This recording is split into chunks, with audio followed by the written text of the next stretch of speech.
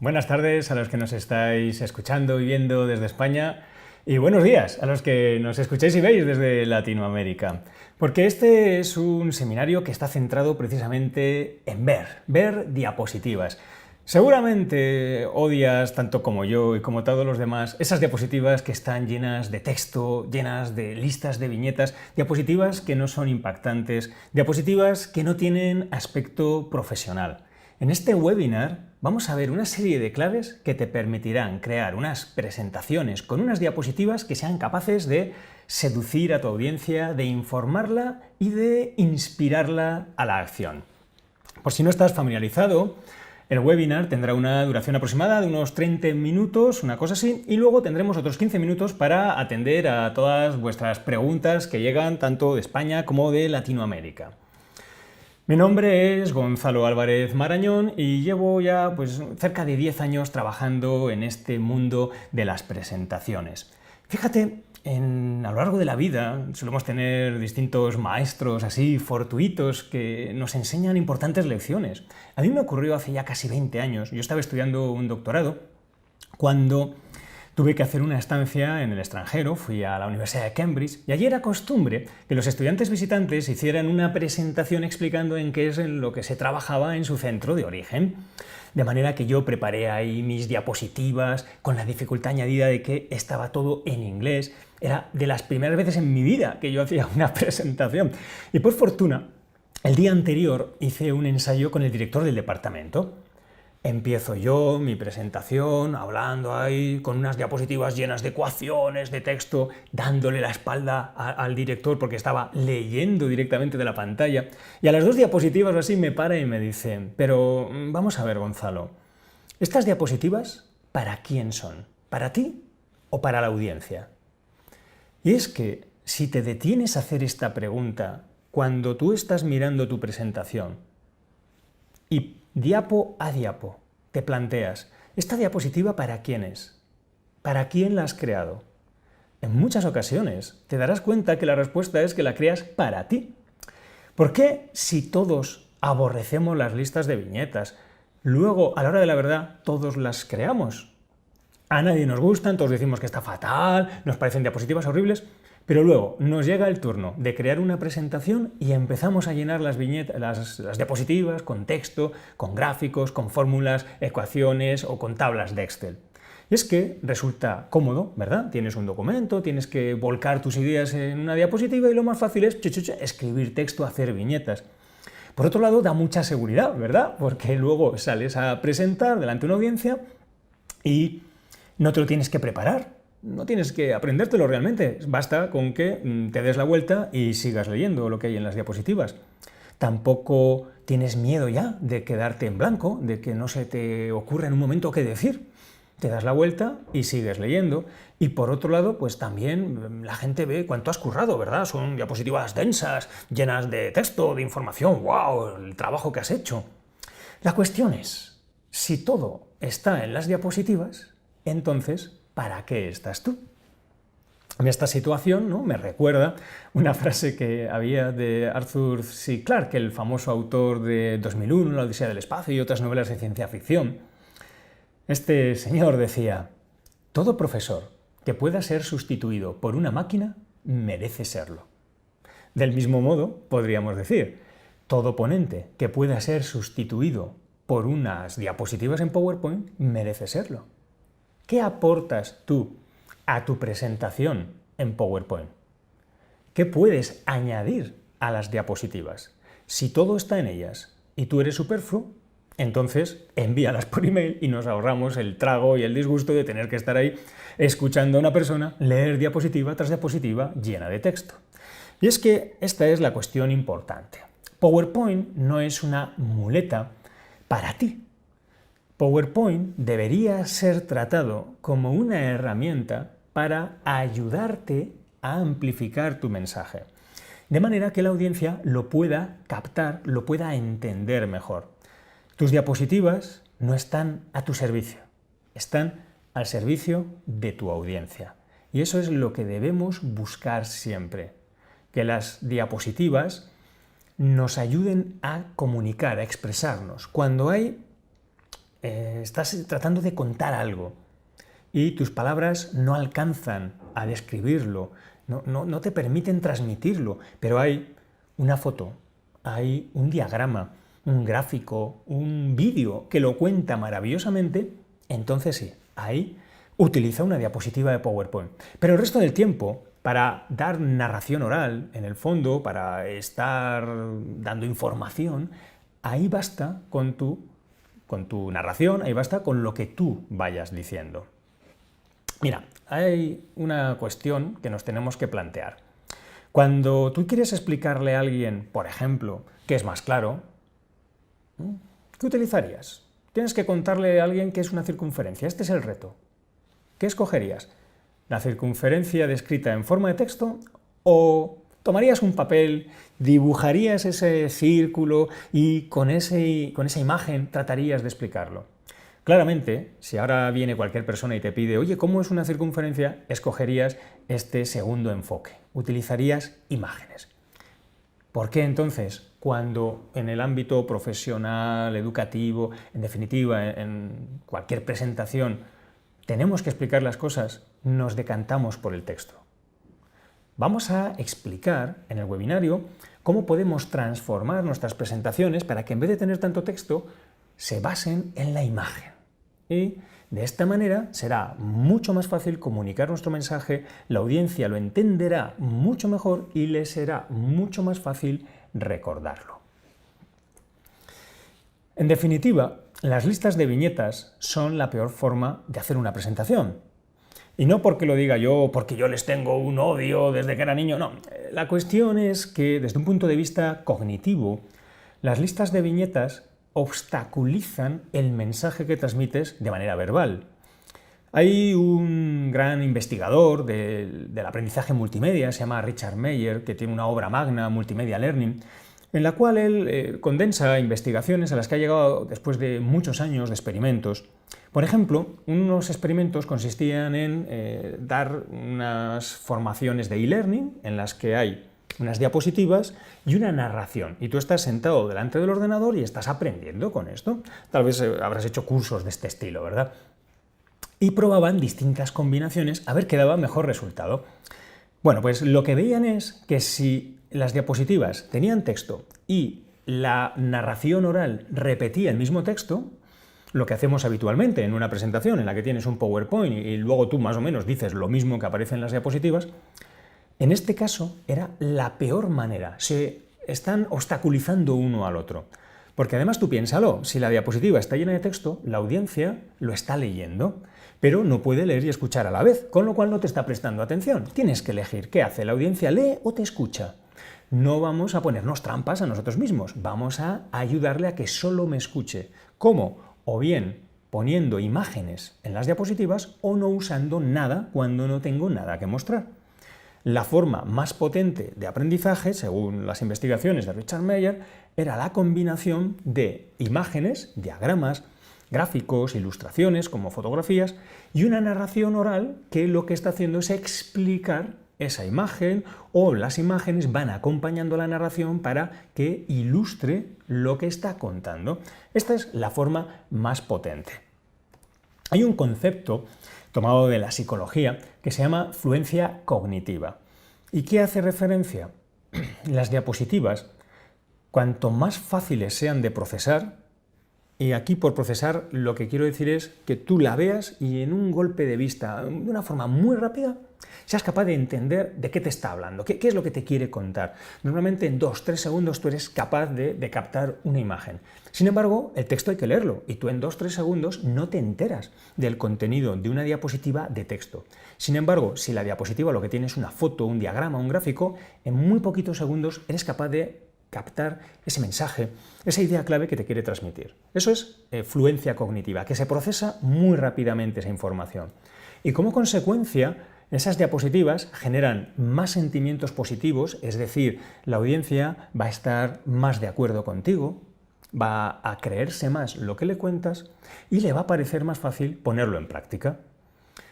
¿Cómo se ha llegado a estos resultados? Pues mira, en algunos experimentos lo que se hacía es a 2 grupos de sujetos se les daba un texto escrito en 2 tipografías distintas. Al grupo A le daban el texto en una tipografía muy fácil de leer, mientras que al grupo B el texto estaba en una tipografía difícil de leer. Y a continuación lo que se hacía era, se les preguntaba: ¿cómo está usted de acuerdo con el contenido del texto? Valore de 1 a 10. 1, nada de acuerdo. 10, totalmente de acuerdo. Adivina qué grupo estaba más de acuerdo con el texto. ¿Aquel grupo al que le había resultado fácil leerlo o al que le había resultado difícil? Pues efectivamente, al que le había resultado fácil. Y claro, uno puede preguntarse, pero vamos a ver, ¿qué tiene que ver esto? O sea, si el texto es idéntico, ¿me estás diciendo que en función de que sea más fácil o no leerlo, te lo crees más? Bueno, pues así es como funciona nuestra mente. En otros experimentos era la misma idea, pero preguntaban quién se creía más el texto y nuevamente lo creían más aquellos a quienes les resultaba más fácil leerlo. Fíjate que el texto era idéntico, solo cambiaba la tipografía. Y en otro grupo de experimentos lo que se planteaba era instrucciones para hacer unas acciones, por ejemplo, un experimento era para hacer sushi, y aquel grupo que había leído las instrucciones en una tipografía más fácil de leer, luego pensaba que, puestos a hacer sushi, le resultaría más fácil hacerlo. Yo no sé cómo defines tú la palabra persuasión, influencia, pero fíjate, lo que estamos llegando aquí es que cuando las diapositivas tienen influencia cognitiva, la audiencia se cree más su contenido, está más a favor de lo que dicen y le parece más fácil ponerlo en práctica. Para mí, ahí tienes una magnífica definición de lo que puede ser persuadir, que se lo crean, que estén a favor y que encima les parezca fácil ponerlo en práctica. ¿Y cómo lo podemos conseguir? Utilizando diapositivas que, por así decir, fluyan cognitivamente, es decir, que sea muy fácil el procesarlas. ¿De dónde viene todo esto? Pues mira, viene de un concepto que se suelen llamar las heurísticas, que son atajos que usamos en el cerebro. La heurística es muy sencilla. Si algo me parece fácil, me lo creo. Es verdad, no le voy a dar más vueltas. Si algo me parece difícil de procesar, mentira, no me lo creo. De hecho, no sé si en alguna ocasión has corregido exámenes en la universidad o... Pues mira, en mi caso solía ocurrir que te encuentras siempre con este alumno que además suele ser chico. Las chicas suelen tener una letra bonita, pero hay alumnos con una letra ratonera y indescifrable. Y tú lo estabas traduciendo, fíjate, he dicho, porque es que es tan difícil de entender que te entraban ganas de suspenderlo ya directamente, o sea, sin necesidad de haber leído el contenido, y eso por lo difícil que te lo está poniendo. Por eso, el fácil o difícil que nos resulte procesar la información influye emocionalmente en cómo te sientes con esa información. Y yo el ejemplo más claro lo he tenido corrigiendo exámenes. Vamos, por tanto, a ponérselo fácil a nuestra audiencia. Vamos a hacer que sea tan fácil de procesar nuestra diapositiva que en casi un golpe de vista seas capaz de captar la información más importante. Para ello, ¿cómo podemos estructurar o distribuir la información dentro de la propia diapositiva? Ahí tienes representado un recuadro, que sería el área de la diapositiva, y en la parte superior, todas las diapositivas del mundo, cuando utilizan la típica plantilla corporativa, ¿qué es lo que se encuentran? Se encuentran con un espacio para un título. Perfecto. La primera variante, ¿qué vamos a escribir en ese título? Vamos a escribir el mensaje clave que yo quiero comunicar con esta diapositiva. ¿Cómo llegamos a este mensaje? Es muy fácil. ¿Qué me quieres contar con esta diapositiva? ¿Cuál es el punto que me quieres hacer llegar? Cuando yo vea la diapositiva, ¿qué idea me tiene que quedar clara? Pues la respuesta a esta pregunta, no, yo es que lo que quiero es que veas cómo... puntos suspensivos. Esa frase es lo que puedes escribir como mensaje en el título de la diapositiva.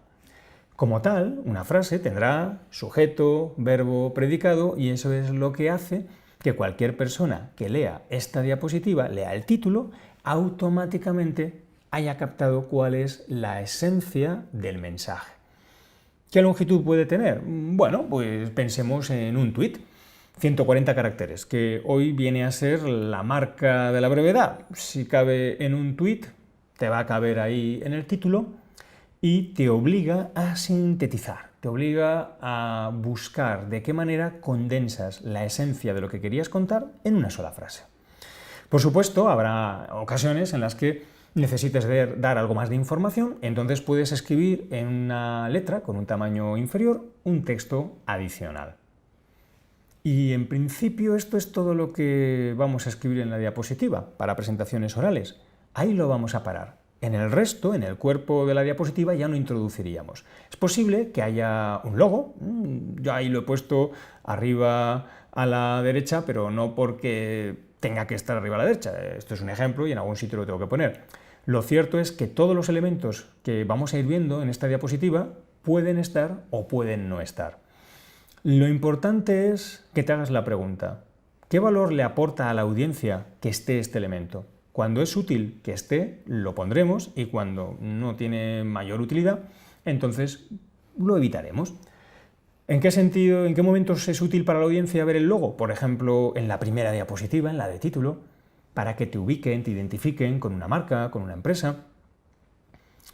¿En qué otra diapositiva puede ser útil? En la última, para que recuerden quién eras, ¿no? de qué empresa venías. Y luego en el centro, ¿es útil? No, decídelo, valóralo y ya veremos si lo dejas o no lo dejas. De manera que en el título de la diapositiva, en ese espacio que todas las plantillas corporativas del mundo que yo ya he visto hasta ahora tienen reservado ahí arriba, vamos a escribir el mensaje clave de la diapositiva.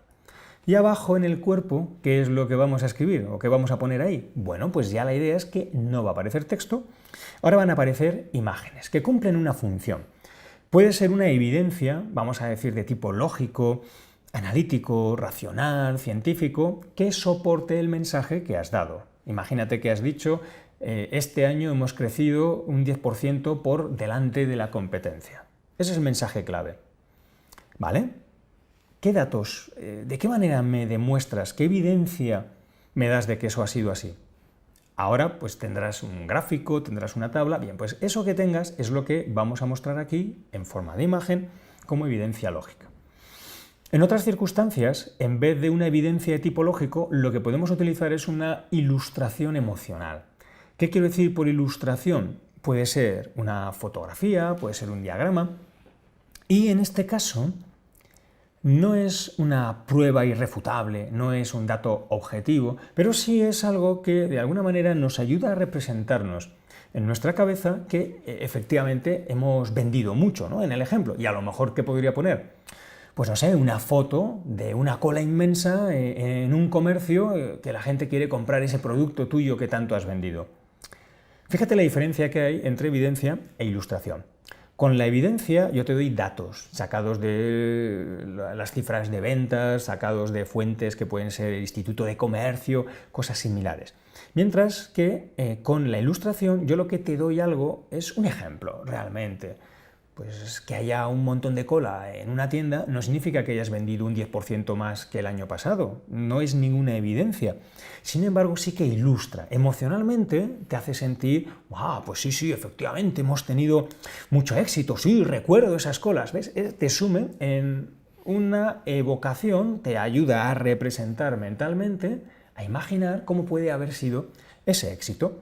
De manera que algo muy útil es ir alternando entre evidencias de tipo lógico, analítico, racional, que son objetivas, vamos a decir irrefutables, y luego, por otro lado, ilustraciones de tipo emocional, que, cuidado, no me entiendas mal, no estoy refiriendo a que tengas que hacer llorar a la audiencia o cosas de esas. Me refiero a algo que no es prueba, evidencia de nada, pero sí ayuda a que te ilustres, incluso a remover algún tipo de emoción. ¿Vale?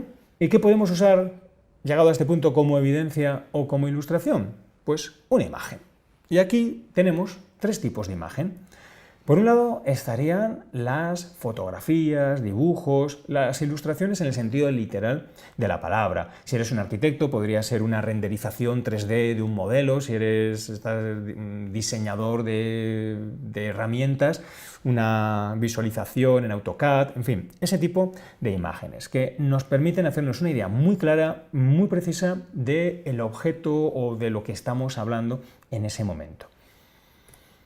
El segundo tipo de imagen que podemos utilizar son los diagramas.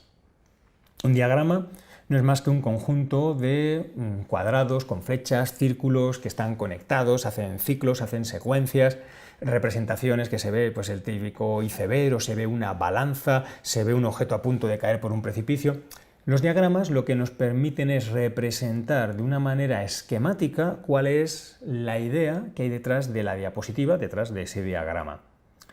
Los mapas, los planos, todo eso también serían diagramas, incluso una tabla es una forma de diagrama. Y luego ya, en tercer lugar, tendríamos los gráficos de datos. Y aquí estamos hablando de los gráficos tradicionales, de líneas, de barras, de puntos, los gráficos de tarta, de quesitos, en fin, lo que entendemos todos por un gráfico. Vamos a centrarnos en uno de los tres. Por ejemplo, vamos a ver cómo funcionaría la diapositiva con un gráfico de datos. Los gráficos de datos tienen que llevar un título. Por ejemplo, pues este gráfico circular que ves ahí podría representar el porcentaje de hombres en la carrera de Ingeniería de Telecomunicación en España. Y vemos que hay pues, en torno a un 80%. El título del elemento gráfico es ese, porcentaje de hombres o porcentaje de estudiantes masculinos en la carrera de telecomunicación en España. ¿Cuál es el error universal que suele cometer prácticamente todo el mundo?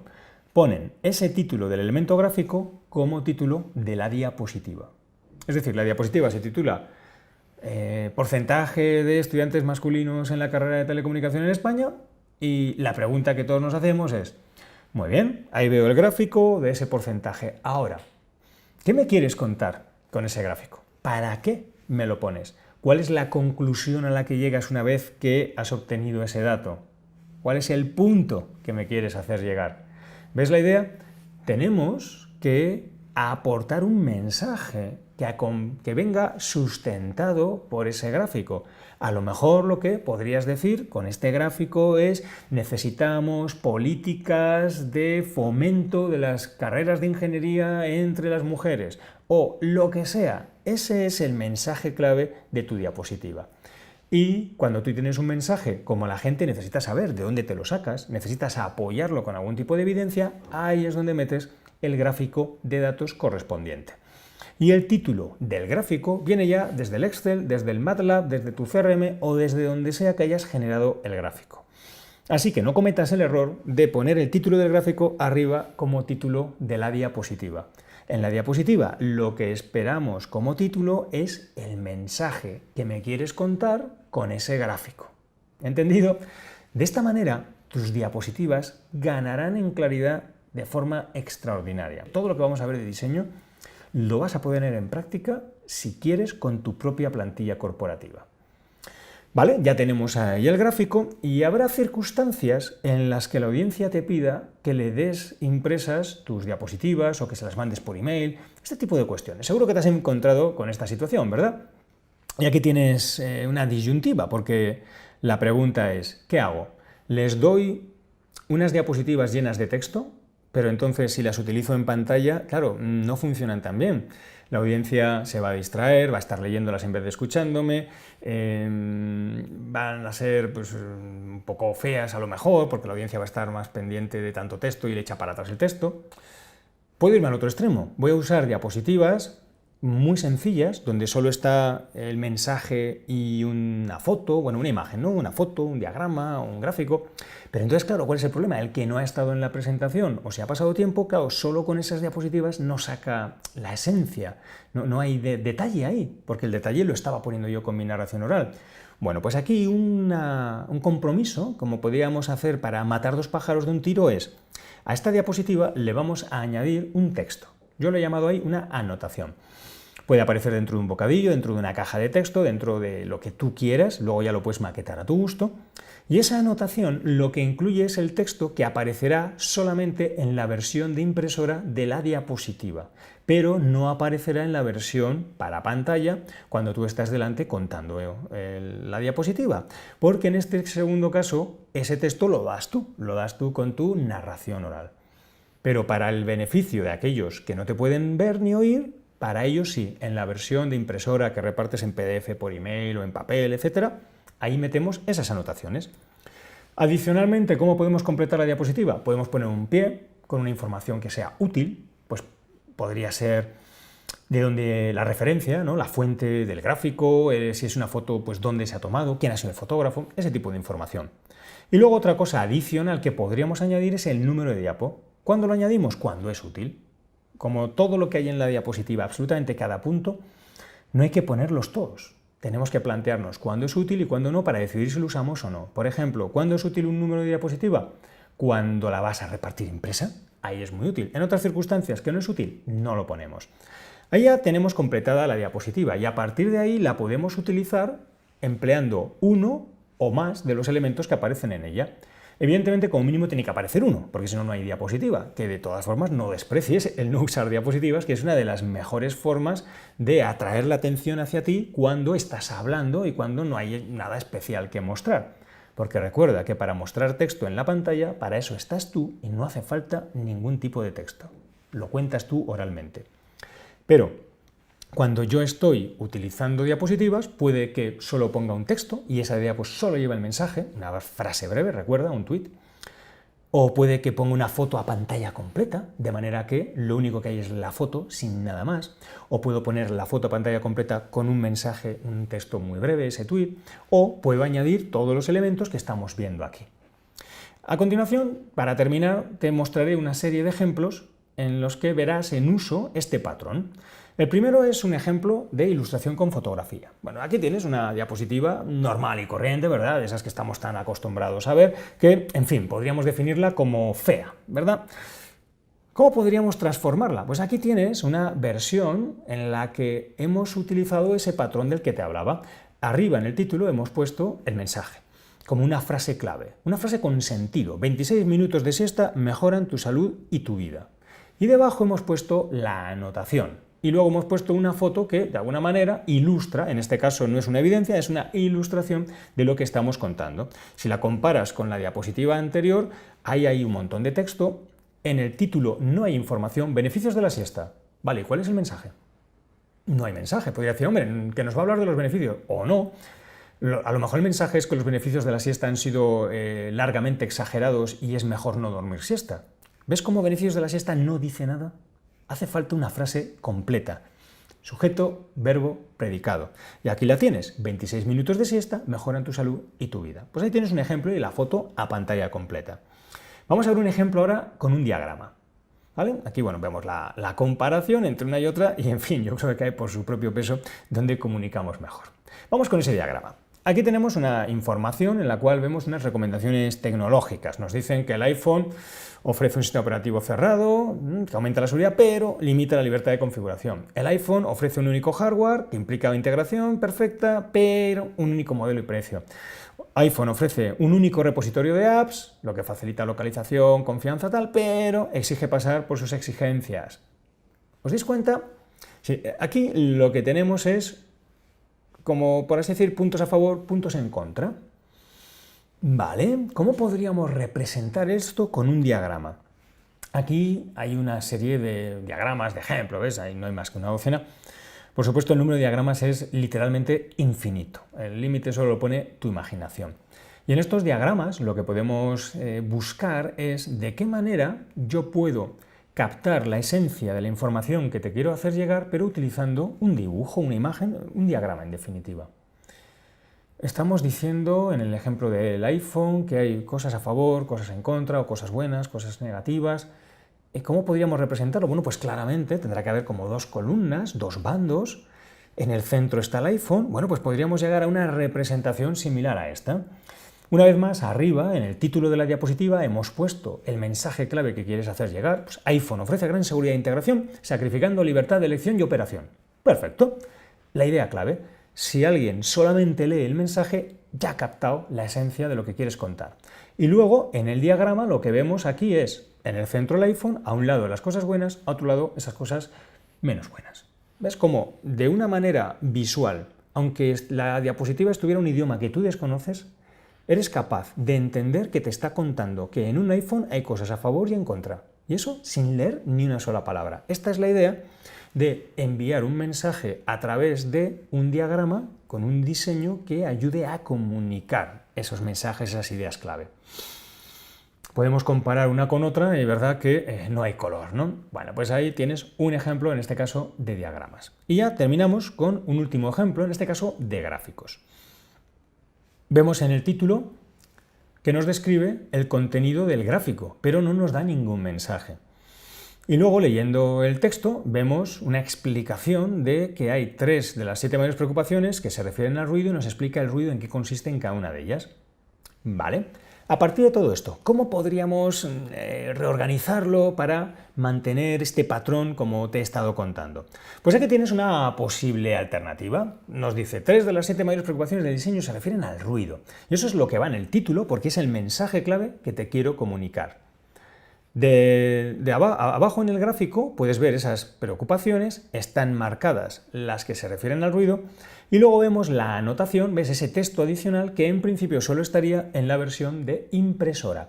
Para pantalla, ¿cómo hago yo para pasar de esta versión de impresora a la de pantalla? Pues muy fácil, lo único que tengo que hacer es elimino esas cajas de texto, puedo hacer más grande el gráfico y automáticamente ya tengo lista mi versión para pantalla.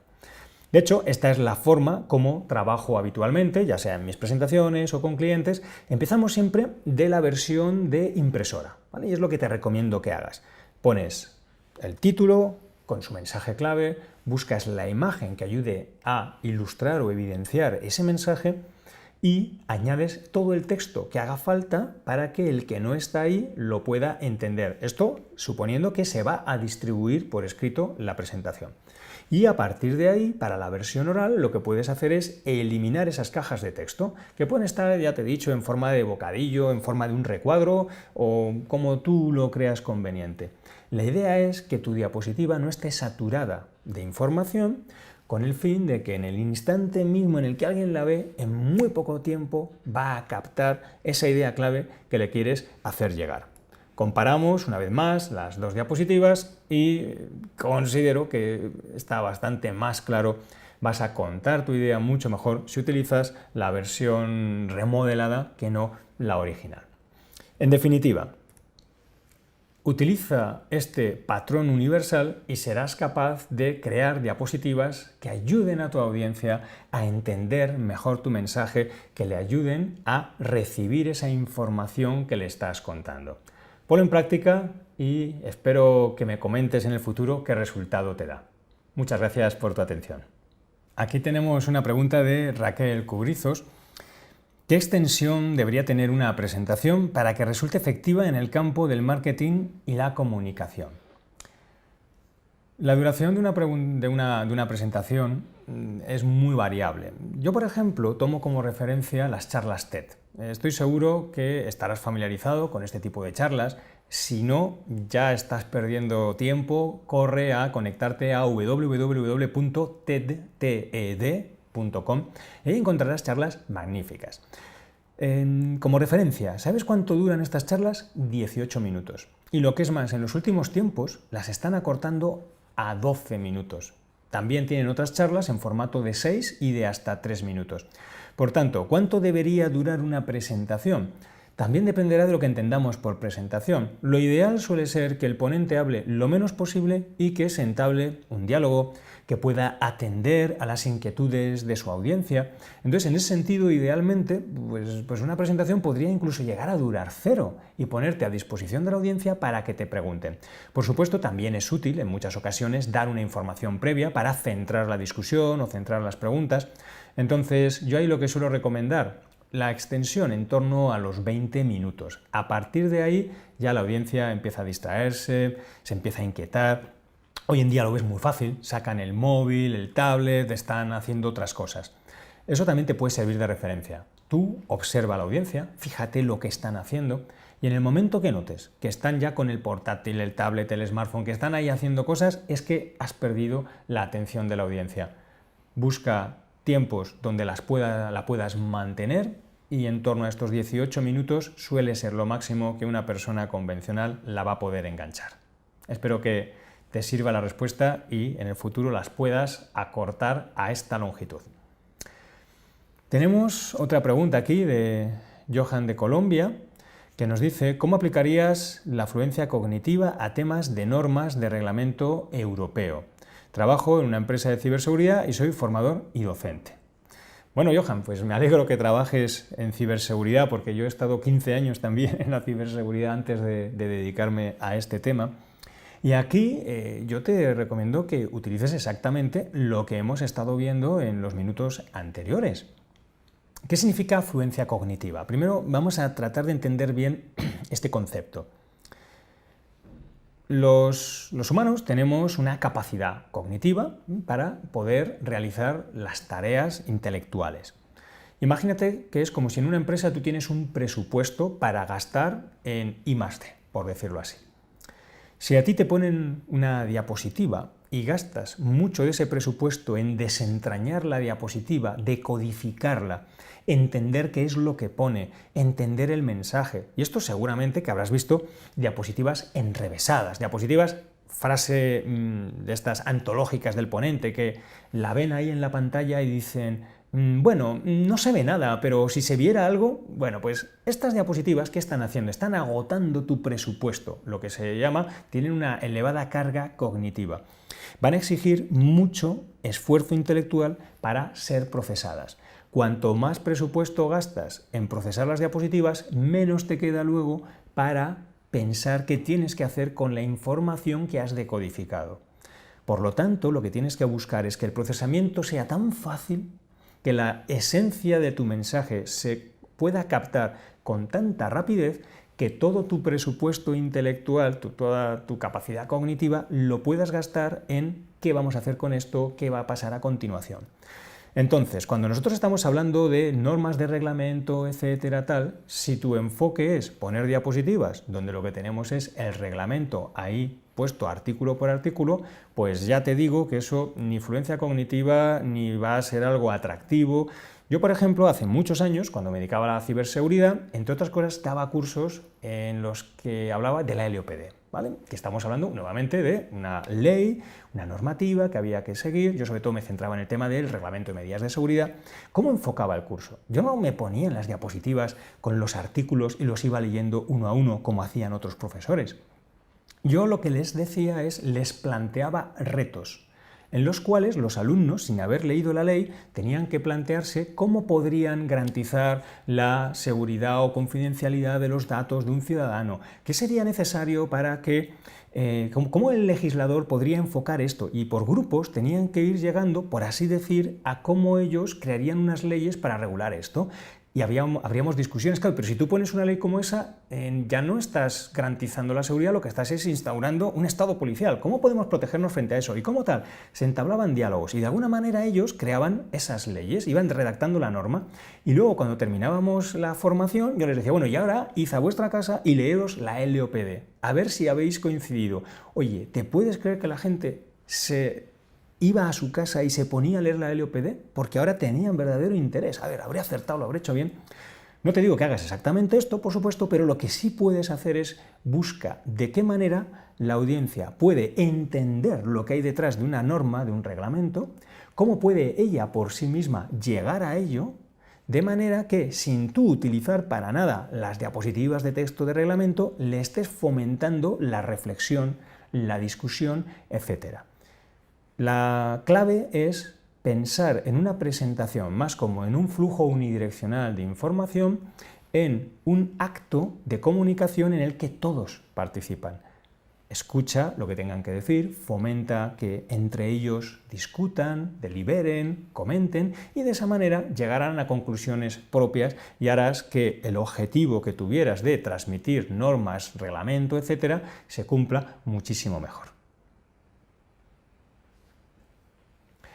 Muy bien, pues se nos han terminado ya las preguntas, de manera que confío que utilizando este patrón de diapositiva universal seas capaz en tus próximas presentaciones de amplificar tu mensaje y hacerlo llegar de una manera clara, con una gran fluencia cognitiva, a tu audiencia. Muchas gracias de nuevo por tu atención.